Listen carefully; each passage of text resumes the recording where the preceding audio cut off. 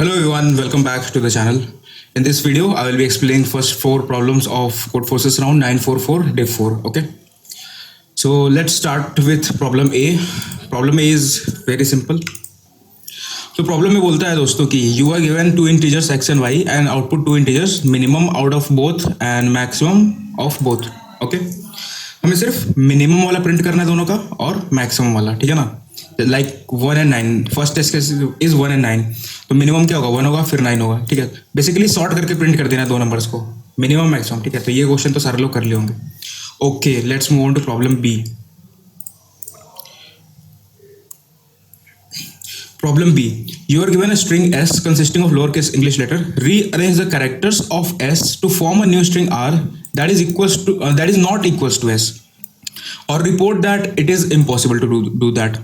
Basically क्या कह रहा है ना कि एक string दी हुई है, okay? हमें इसको किसी तरीके से rearrange करना है such that जो नई string बने वो इसके equal ना हो, okay? एक string दी हुई है ये वाली, ठीक है, ये S है. अब इसको ना rearrange करना है इसके characters को और new string बनानी है S dash. And the only condition that has been given to us is this string should not be equals to the original string that is given to us. Okay? तो हमें क्या करना है ना, देखो no सिर्फ उस कंडीशन में होगा जब इसके सारे कैरेक्टर्स सेम होंगे. जो गिवन स्ट्रिंग है ना, इसके सारे कैरेक्टर्स जब सेम होंगे तब आंसर नो होगा, क्योंकि हम फिर कुछ भी रीअरेंज कर लो answer will always be same. Okay, answer will always be same. But जब सारे कैरेक्टर्स इक्वल नहीं है तो कोई भी एक कैरेक्टर देखो जो डिफरेंट है. लेट्स सपोज आई और जे, एक ऐसा दो पोजीशन है आई और जे जिस पे कैरेक्टर्स इक्वल है, तो इन दोनों को स्वैप कर दो सिंपली, ठीक है, सिंपली स्वैप कर दो. और सिंपल क्या है, इसको सॉर्ट कर दो और चेक कर लो कि क्या फर्स्ट और लास्ट इक्वल है. इक्वल है मतलब कि सारे स्ट्रिंग के कैरेक्टर्स इक्वल है, then answer will be no. Otherwise first और लास्ट को स्वैप कर दो क्योंकि ऑब्वियसली दोनों डिफरेंट होने वाले हैं. ओके, तो बस इतना ही करना था इसमें. ओके, अगर इसमें मैं कोड दिखाऊं तुम्हें, कोड सिंपल है. मैंने पहले तरीके से किया था. Like I have taken a string S as input, then n I have taken as size of the given string. Then I have checked here that whether all characters of the string are same or not. If they are same, then I will print in no and return from here. Otherwise, I will find any index such that the character at that particular index is not equals to the character at its next index. Okay, because I know that there will be at least one index. If all are not same, then there will be a single index where two characters are not equal. I will simply swap them and just print the string. That's all about problem B. Now let's move on to problem C. Problem C is also easy. There's a clock labeled with numbers from 1 to 12 in clockwise order. Okay, just like a simple clock. Alice and Bob have four distinct integers A, B, C and D, not more than 12. Okay, obviously not more than 12, because if that will be more than 12, then we can't perform any operation. Alice ties a red string connected with A and B, and Bob ties a blue string connecting C and D. Now we have to check that whether these connected strings, basically two lines that has been formed by Bob and Alice, are intersecting or not. Okay, I hope problem statement is clear to everyone. What is happening here is Alice is choosing two numbers between 1 to 12, A and B, and Bob is choosing two numbers, C and D. Alice is making a line that is connecting A to B. Like here, as you can see in the first test case, Alice has been taken 2 and 9 and Bob is taking 10 and 6. So Alice will join 2 and 9 and Bob will join 6 and 10, or you can say 10 and 6. After joining these two lines, if they are intersecting, then we have to print yes, otherwise we have to print no. For example, if Alice has taken 1 and 2, okay, Alice has taken 1 and 2 and Bob has taken 3 and 5, okay. So what will happen is Alice will join a string that is connecting 1 and 2, okay, like this, and Bob will join a string connecting 3 and 5. तो वो उसको ऐसे join करेगा. Now in this case, these two lines are not intersecting each other. So in this particular case, answer will be no. Okay, now let's talk how we can solve this problem. Okay, I'm saying that दोस्तों किसी भी एक को ले लो. Like मैं बोलता हूँ ना, A और B वाले को ले लिया हमने, A को ले लिया और B को ले लिया. Okay, A को ले लिया और B को ले लिया. अब हम क्या करेंगे ना, जैसे मैंने किया था मैं वो बता रहा हूँ अभी. अब हमने ए और बी को ले लिया. अब मेरे पास दो सेगमेंट्स हैं, दो पार्ट्स है, ठीक है. एक ये वाला पार्ट है और दूसरा जो है ये वाला पार्ट है. ओके, अब मेरा सी और डी जो है, मैं बोलता हूँ ना कि अगर मेरा सी और डी वाला दोनों पॉइंट इसी एक पार्ट में लाई करता है, मतलब या तो मेरा सी और डी जो है वो इस वाले सेगमेंट में लाई कर जाए, या फिर मेरा सी और डी जो है इस वाले सेगमेंट में पूरा लाई कर जाए, then answer will be no, क्योंकि वो कभी इंटरसेक्ट नहीं करेंगे.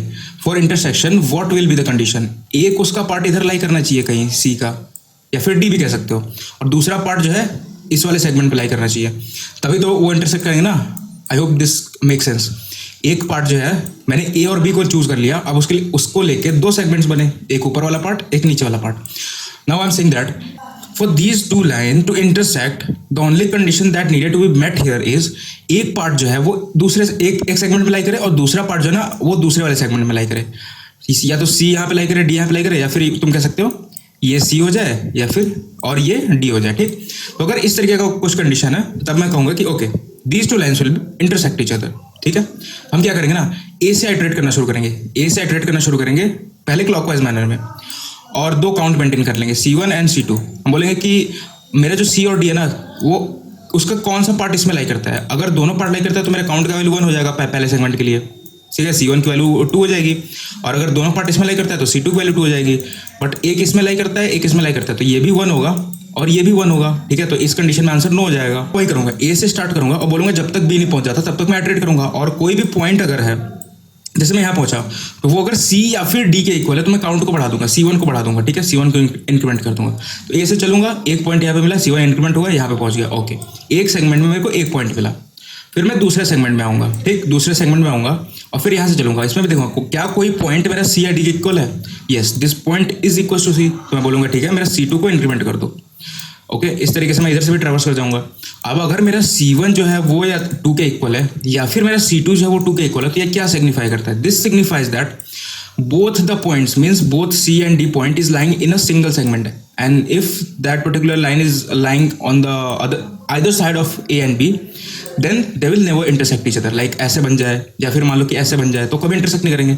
बट एक पॉइंट उसका इस पार्ट में एक उधर है, तब क्या होगा, मतलब C1 भी 1 है और C2 भी 1 है। ठीक है, इसकी भी वैल्यू आपकी 1 है, इसकी भी वैल्यू आपकी 1 है। Then in this condition they will intersect each other. ठीक है, सो या दैट्स ऑल अबाउट दिस। अब वो कंडीशन भी लगा सकते हो कि A B C D 4 को लेकर ऑर्डर ऑफ 1 में सॉल्व करने के लिए, बट मेरा जो ऑर्डर ऑफ 12 कह सकते हो, मैंने पूरा पे इटरेट किया था A to B। तो अगर मैं आपको कोड दिखाऊं यहाँ पे, सिंपल सा कोड है इसका। ठीक है, तो ये है कोड इसका। First of all I have taken input as A B C and D। Okay, अब ये थोड़ी सी बेकार कंडीशन है, उसका कोई मतलब नहीं बनता ना जैसे मैंने किया उस तरीके से। ठीक है, फिर मैं बोलता हूँ काउंट 1 जो है वो मेरा एक सेगमेंट का आंसर स्टोर करेगा। ठीक है, जैसे कि ये है तो मैंने A को फिक्स कर दिया यहाँ पे कि लेट सपोज ये है मेरा A और मैं बोलता हूँ ये है मेरा B।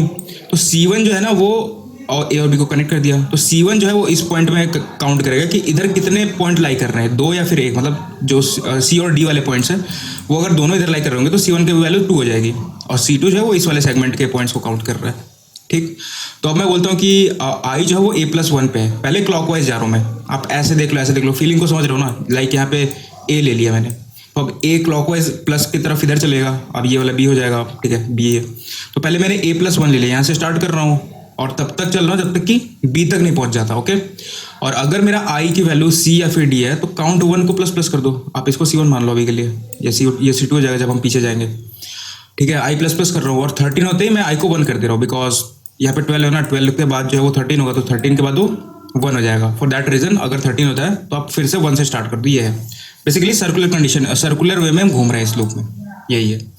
फिर C2 के लिए मैंने क्या किया, A-1 ले लिया।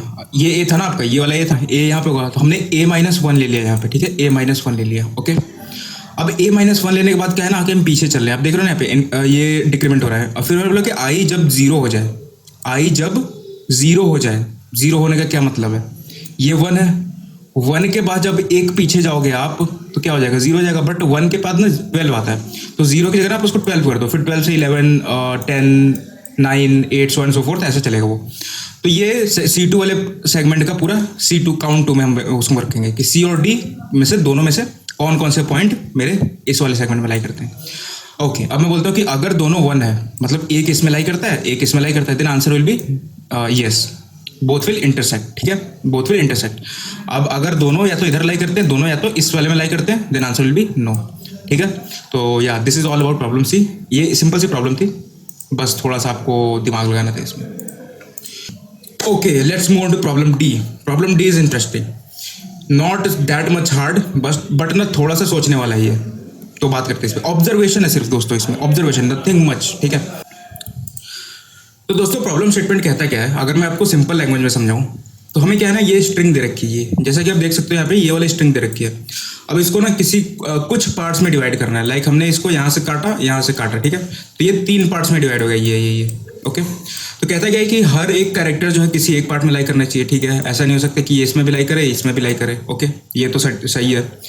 फिर क्या है कि हमको ना इसको रीअरेंज करना है, ओके। रीअरेंज बोले तो कि आप ये वाले पार्ट को ऐसे लगा दो यहाँ पे, तो अब ये 0 1 0 1 1 बन गया।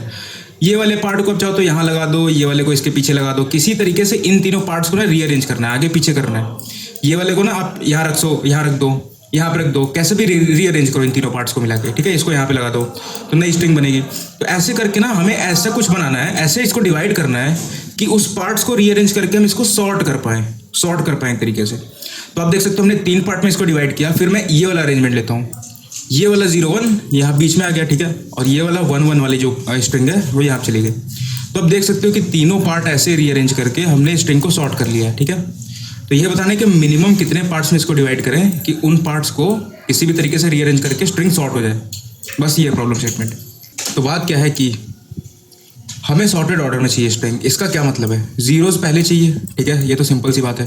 उसके बाद सारे वंस चाहिए। इस तरीके से हमको स्ट्रिंग बनानी है, ठीक। तो अब कैसे इसको डिवाइड करें। देखो, अगर किसी भी स्ट्रिंग में ना ये चीज़ तो दिख रहा है कि जीरो सब पहले चाहिए, वंस पहले चाहिए। तो कोई भी अगर सब स्ट्रिंग है, मतलब कोई भी, जैसे इसको डिवाइड करने के बाद ये वाला पार्ट बना, तो कोई भी एक ऐसा पार्ट है जो कि 1 0 के फॉर्म में आ रहा है, तो इसको आप कहीं भी लगा लो, ये जो है हमेशा नॉन सॉर्टेड आंसर देने वाला है, क्योंकि 1 0 आएगा तो 1 0 जो है 1 हमेशा उसके आगे ही रहेगा। इसको फर्दर एक पार्ट में डिवाइड करना पड़ेगा, ठीक है ना। तो इतना तो हमको दिख रहा है कि हम क्या कर सकते हैं, जितने कॉन्टिन्यूअस वाले हैं, जैसे 1 1 कॉन्टिन्यूअस है तो इसको हम एक पार्ट मान लें, एक ये 1 है इसको हम कॉन्टिन्यूअस मान लें, और जीरोज वालों को अलग अलग कॉन्टिन्यूअस मान लें, ठीक है। लेट सपोज यहाँ पे और कैरेक्टर्स होते हैं स्ट्रिंग में, ऐसे 0 1 1 1 1 फिर एक और 0 होता। तो डिवाइड कैसे करते हैं हम, एक जो कॉन्टिन्यूअस 1 है उसको एक पार्ट मान लिया, फिर एक 0 है कॉन्टिन्यूअस उसको एक पार्ट, देन अगेन 1 है कॉन्टिन्यूअस उसको एक पार्ट, 0 सॉरी ये दोनों 0 साथ में आएंगे, ठीक है, ये दोनों कॉन्टिन्यूअस, फिर ये 3 जो है ये साथ में आ गए, और ये 0 एक आ गए। तो अब ऐसे डिवाइड करने के बाद ना हम इनको किसी तरीके से रीअरेंज कर सकते हैं। कैसे करेंगे, जो जीरोज वाले हैं उनको पहले लगा देंगे हम, ठीक है।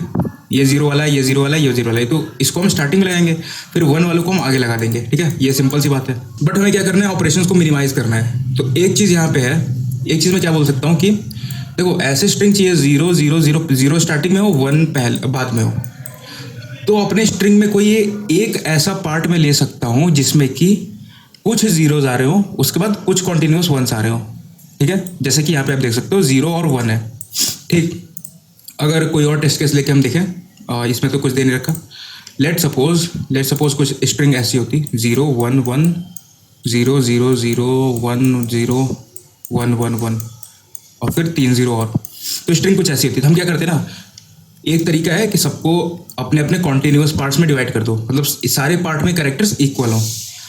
उसके बाद एक ऑपरेशन हम क्या कर सकते हैं कि स्टार्टिंग में एक ऐसा हम पोर्शन रख देंगे जिसमें सारे जीरोज हों और सारे वंस हों। तो इसमें क्या होगा ना कि हमारा 2 जो पार्ट है वो मर्ज हो जाएगा, ठीक। समझ में आ रहा है ये चीज़। जैसे कि या तो हम इसको ले लें, जैसे ये वाला पार्ट है, इसमें एक 0 है और कुछ वंस है, तो ये वाला हमारा पार्ट जो है स्टार्टिंग में आ जाएगा।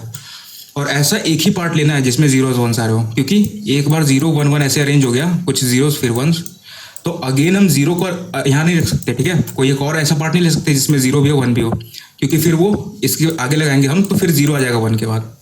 तो सिर्फ एक ऐसा पार्ट लेना है जिसमें 0 1 आ रहे हो। तो ये वाला पार्ट भी हो सकता है, वो ये पार्ट भी हो सकता है। तो इसमें से हम कोई भी एक पार्ट ले सकते हैं, क्योंकि हमें क्या है, इसमें कितने नंबर से हमको उससे मतलब नहीं है, कितने कैरेक्टर उससे मतलब नहीं है। ऑपरेशन क्या हो रहा है, होता क्या, अगर हम ऐसा ना करते तो इसमें से मान लो हमने ये वाला चुन लिया, ठीक है, ये वाला चुन लिया, तो हम इसको भी हटा देते हैं, इसको हटा देते हैं, ठीक। तो मैंने ये वाला एक पोर्शन कंप्लीट ले लिया। बाकी को क्या करना पड़ेगा, बाकी जो है वो सिंगल आएंगे, मतलब सिंगल मतलब कॉन्टिन्यूअस सेम कैरेक्टर वाले, मतलब अपने जो पोर्शन बनेगा उसमें सारे कैरेक्टर सेम रहेंगे, लाइक दिस, ओके। अब हमने यहाँ पे अगर ऐसा ना होता तब क्या होता, देखो ये वाला पार्ट एक अलग आता और ये वाला पार्ट एक अलग आता। तो हमने क्या किया, 2 पार्ट्स को मर्ज कर दिया। लेट सपोज हमारे n ऑपरेशंस लग रहे होते लास्ट में, तो हमने क्या किया, n-1 ऑपरेशंस में काम कर लिया, क्योंकि हमने 2 ऑपरेशन को मर्ज कर दिया यहाँ पे, ठीक। तो कोई भी आप 2 ले लो जिसमें कि एक जीरोज आ रहे हो कॉन्टिन्यूअस और कुछ वंस ले लो, क्योंकि ये वाला 1 अलग जाएगा, ये वाला 0 अलग जाएगा, तो हम इन दोनों को मर्ज कर देंगे एक ही में, है ना। तो यही बस इतना ही करना था इसमें कि एक ऐसा सेगमेंट लेना था जिसमें जीरोज वंस आ रहे हैं, उसको छोड़ के जैसे ये वाला पोर्शन है तो इन सबको भूल जाओ अभी के लिए, ये है ही नहीं अब इसमें स्ट्रिंग में। इसके अलावा जितने बच गए उनको अलग अलग ले लेना था। लाइक यहाँ पे एक जीरो आ जाएगा, फिर कॉन्टिन्यूस वंस जितने हैं वो सब काउंट कर लेने थे। ठीक है, बस इतना करना था इसमें। तो अगर मैं कोड दिखाऊँ अपना, तो first of all I have taken string as input, then I have initialized the answer with zero, जिसमें हम आंसर स्टोर करेंगे। ठीक, फिर मैंने क्या किया, इसके बाद I have checked that whether all the characters of the string are same or not. ठीक है, अगर वो सेम है तब क्या होगा, उस कंडीशन में हमेशा आंसर 1 होने वाला है, क्योंकि उसमें हमेशा एक ही पार्ट में हमको उसको डिवाइड कर देंगे, एक ही आंसर लगने वाला है, एक सेगमेंट। ठीक है, उससे ज़्यादा हमको डिवाइड करने की जरूरत ही नहीं पड़ेगी, क्योंकि ऑलरेडी सारे सेम है तो सॉर्टेड ऑर्डर में होगा वो। तो अगर मेरी स्ट्रिंग की लेंथ 1 है या फिर सारे कैरेक्टर सेम है, फिर आंसर मेरा 1 होगा। ठीक है, ये मैंने एक कंडीशन लगा दिया था, आई डोंट नो इसकी ज़रूरत है कि नहीं, बट ओके। फिर आगे मैंने क्या किया है, फिर ये वाला जो चीज़ है ना, इसको मैं समझाता हूँ अभी मैंने क्या किया। देखो, मैंने क्या किया, एक ऐसा इंडेक्स ढूंढा है अपने स्ट्रिंग में जहाँ पे एक कैरेक्टर 0 हो, उसके आगे 1 हो। ठीक है, क्योंकि मुझे क्या चाहिए, 0 और 1 को ही मर्ज करना है। इसके पीछे कुछ जीरोज होंगे वो मर्ज होंगे इसमें, और इसके आगे कुछ वंस होंगे वो मर्ज होने वाले हैं। इस तरीके से बनेगा। इसको मैं एक पार्ट, सिंगल पार्ट बोल दूंगा, और बचे हुए को हम एक एक पार्ट्स में डिवाइड कर देंगे कॉन्टिन्यूस जीरोज एंड वंस में। तो मैंने एक स्ट्रिंग में क्या किया, सबसे पहले एक ऐसा इंडेक्स ढूंढा है जिसमें लेफ्ट वाला 0 और s ऑफ i प्लस 1 1 हो। Like you can see here, index जो है n-1 तक चलेगा मेरा, और i वाला जो हो 0 हो, i प्लस 1 वाला 1 हो, ऐसा कुछ ढूंढ लिया मैंने यहाँ पे इंडेक्स। ठीक है, फिर ब्रेक कर दिया। अब ये मार्क्ड मैंने यूज़ किया है इसके लिए कि लेट सपोज मैंने ये वाला इंडेक्स ढूंढा, तो ये वाला मेरा विजिटेड हो जाएगा और ये वाला विजिटेड हो जाएगा। मैंने ठीक है इन दोनों को डिलीट कर दिया अभी के लिए, इसको एक पार्ट मान लिया मैंने, ये और ये को। और फिर इसके पीछे जितने जीरोज होंगे उसको भी मैं मार्क कर दूंगा, क्योंकि इन सबको मार्क करने के बाद जितने बचेंगे उससे मैं नई स्ट्रिंग बना लूँगा, उसमें कॉन्टिन्यूस जीरोज एंड वंस ढूंढूंगा। ये काम किया है मैंने। तो ये वाला मेरा जो है IND है, जैसा कि मेरे कोड में देख सकते हो आप। IND जो है कहा गया, ये रहा। ये जो IND है ना, ये मैंने बता रहा है कि 0 और 1 वाला कंडीशन है कि नहीं। अब ये -1 वाली कंडीशन क्यों लगा रखा है मैंने, क्योंकि ऐसा भी हो सकता है कि स्ट्रिंग में सारे कैरेक्टर सेम ना हो और मुझे 0 1 भी ना मिले, 1 0 इस टाइप का कुछ मिल जाए। बट इसको मैं एक पार्ट नहीं मान सकता, क्योंकि वो 0 पहले आना चाहिए सॉर्टेड फॉर्म में। फॉर दैट रीजन मैंने इंडेक्स को -1 यहाँ पे चेक किया कि है कि नहीं, मतलब 0 1 वाला चीज़ मिला है कि नहीं, और इनिशियलाइज किया मैंने इंडेक्स को -1 से। अब अगर वो -1 नहीं है, इसका मतलब है कि सिंपल सी बात है 0 1 मिल रहा है, मुझे मिल रहा है, तो क्या करना है, उसको एक पार्ट मान लेना है। ठीक है, तो आंसर को 1 से बढ़ा दिया मैंने, और उस वाले पर्टिकुलर इंडेक्स को मैंने ट्रू मार्क कर दिया। फिर मैं बोलता हूँ जब तक पीछे चलो उसके, मैंने क्या बोला यहाँ पे, देखो अब इंडेक्स जब तक 0 से बड़ा है, मतलब ये वाला इंडेक्स है, इसको पीछे चलो, जब तक 0 मिले तब तक पीछे चलो। While index is greater than equal to 0, मतलब जब तक हम स्ट्रिंग के स्टार्टिंग में नहीं पहुँच जाते इस वाले इंडेक्स से, और जब तक जीरोज मिल रहे कॉन्टिन्यूस तब तक चलते रहो, क्योंकि ये वाला 0 और 1 मर्ज हुआ है, इसका पीछे वाले जीरोज भी मर्ज हो जाएंगे। ठीक, और इधर वाले वंस भी। और जब तक 0 मिलते जा रहा है तब तक चलते जाओ और उसको मार्क करते जाओ, और इंडेक्स को माइनस। उसी तरीके से आगे वंस के लिए मैंने किया है कि आगे जितने कॉन्टिन्यूस वंस है वो मिलते जाएँ और मार्क करते जाऊँगा उसको। फिर मैंने एक नई स्ट्रिंग बनाई है बचे हुए नंबर्स को, इतने तो डिलीट हो गए मेरे, इसको मैंने मार्क कर दिया है। ये you can see here, as you can see here that marked array is storing how many characters has been deleted from my string। ठीक है, उसके बाद 0 से n तक मैंने इटरेट किया ओरिजिनल स्ट्रिंग में, और जो मार्क्ड नहीं है, मतलब जो डिलीटेड नहीं है, उसको मैंने क्या किया, S- में मैंने उसको ऐड कर लिया। ठीक है, उसके बाद मैंने यहाँ पे ये किया कि कॉन्टिन्यूस जीरोज ढूंढा है, यहाँ पे कॉन्टिन्यूस वंस ढूंढा है। ठीक है, ये वाली चीज़ तो सबको पता ही होगा, सिंपल सी बात है।